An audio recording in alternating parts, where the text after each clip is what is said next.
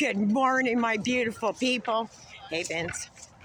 It's early, but now we're coming up to that spring ahead, fall back thing, so it's lighter in the morning. Don't worry about how I look. It's Friday. I get it. I know. Anyway, we're going to have a little conversation. I've got about 4 backup videos on my phone that I want to post, but I think this one is the most important. So, Jesus crepes. It was a year ago on Tuesday that I went from 88 subscribers to 2,600, literally overnight, because of my Dylan Mulvaney video, which I still stand by. So I'm going to see if this will work again. I don't edit, I don't script, I flip on a camera and I go. If that's not your cup of tea, God bless you. I can save your life. I'm CPR trained. Let's get to the crutch of this. I'm heading to work. Hey, Vince, as most of the people that will touch on this video know. I just want to talk about something. 2 years ago, I got violently ill. And this isn't a script. I'm saying this for context. 2 years ago, I got violently ill, with what I thought was food poisoning. I laid in bed for 11 days before my daughter finally convinced me to go to the hospital. When I went to the hospital, I was immediately admitted and was diagnosed with mass infections on my appendix, perforated bowel, and they found Crohn's. The perforated bowel was the problem. I had mass infections on my appendix, which they put a catheter in to drain the infection. But because my bowel had been perforated in many spots, how I don't know, they don't know, I contracted sepsis. So I was in the hospital for quite a while, and then I was released with the catheter. I went home for, I think, 9 days, and I was admitted back into the hospital for 2 weeks, and then I was put on bed rest for 4 months. I took an additional 2 months after that to to be with my 90-plus-year-old mother because I hadn't seen her in so long. Now let's get to the crutch of this. Obviously, my bills fell way, way behind. My rent at the time was $1,500. I am now 8 months behind in everything. I went back to my job prematurely because I'm in debt.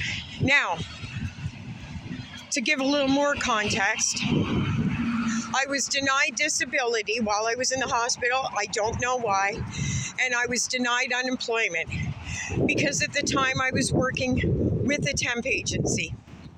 Now, the temp agency here in Canada, I don't know in Ontario where I am, what they do is after 3 months of working with a company, they have to hire you. Well, what was happening was I was being put on loop, meaning that as soon as I was approaching the 3 months, they would pluck me out and put me in a different spot, never having to hire me, never having to give me benefits. So that happened. And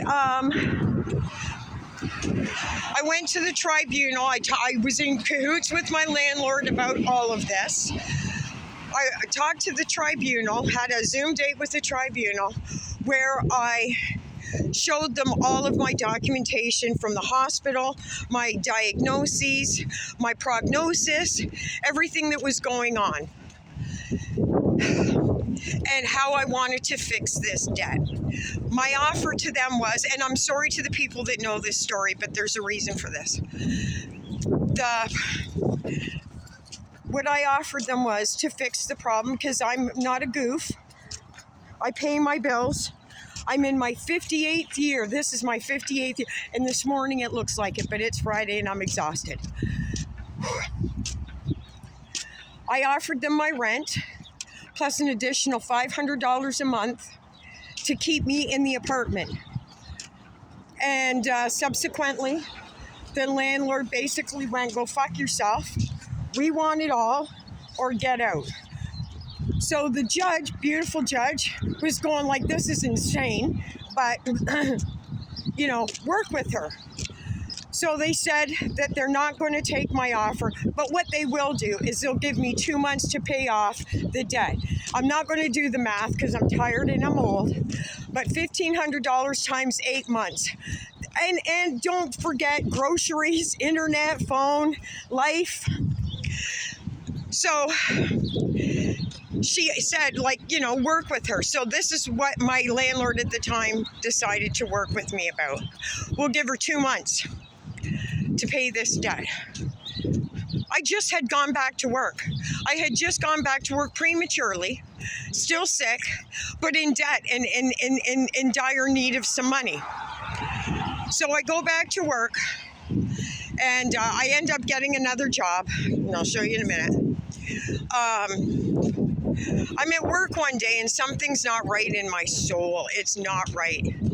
I said to my boss, I got to go. Something's not right. I can feel it. And again, I didn't know, but I thought it was my mom, who's in her 90th year.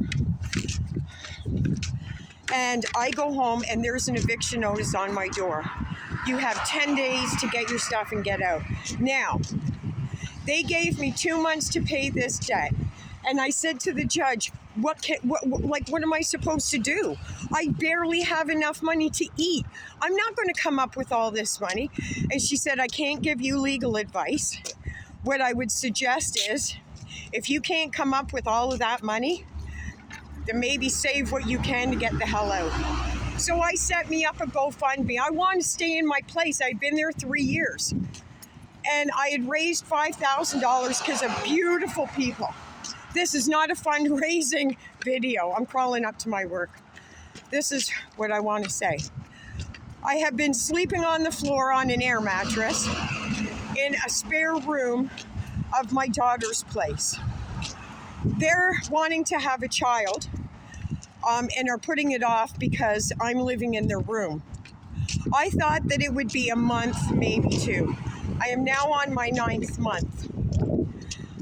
I just got rejected from my, I don't even know how many, let's say 15 apartments, just yesterday.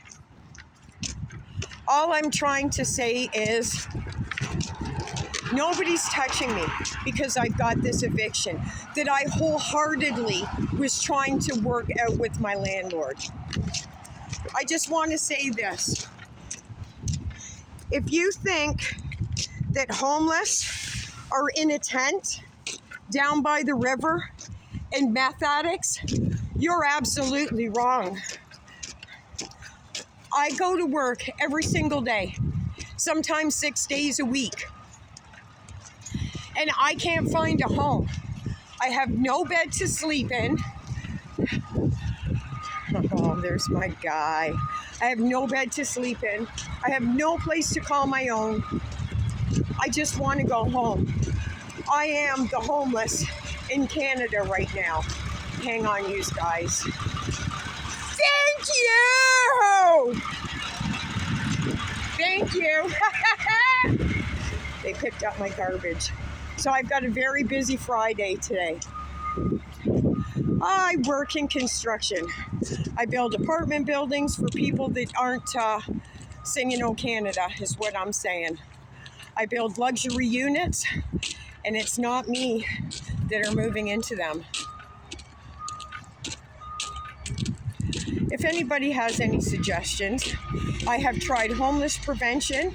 I went to the rent bank, and then I thought, no, I'm not taking away from somebody that needs it more than me. I make okay money. I've got first and last. I have all of my stuff in storage that's costing me $312 a month. I want to go home. So again, if you think that homeless people are meth addicts, that are living in tents and did this to themselves, you are sadly mistaken. I am what the state of Canada is. I am homeless. In the country, I've worked since I was 9 years old. I worked with my mother when we immigrated to this country because we couldn't afford babysitters. I started working at Zeller's demonstrating toys. I have been legally on the books working. Outside of when I raised my daughter, instead of putting her in daycare, I collected Ontario Works at $900 a month to raise her. Sorry, I'm in my building. Got to close the door. Got to keep what little heat there. It's 9 degrees out. Sorry, you guys. Fuck it. Anyway, if you have any suggestions on how to make this, I don't need your money. I got money. I need a home. Yesterday, here's the other thing.